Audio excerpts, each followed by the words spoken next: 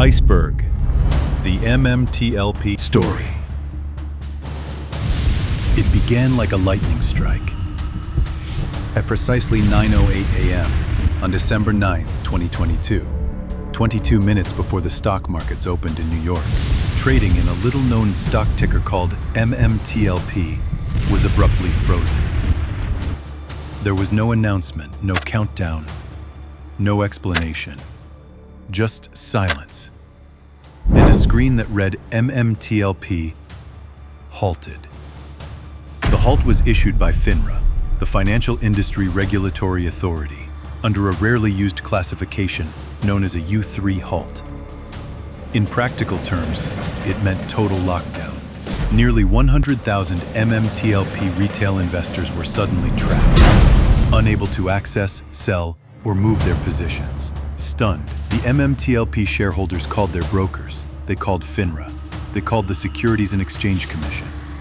No one responded, with anything resembling a reason. Some were told it was temporary, and in the other two cases of a U3 halt in the history of the OTC market, that was true. They were temporary halts. Online, confusion turned to fury. What the actual fuck just happened? Will it open on Monday the 12th?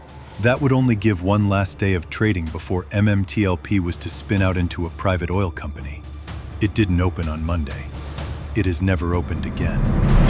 Almost 3 years later, the question as to why impose the U3 halt still has no legitimate official answer.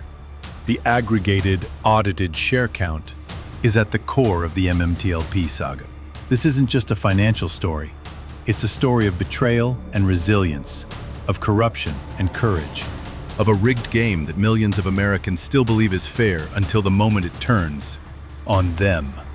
This is the story of MMTLP, the tip of the iceberg.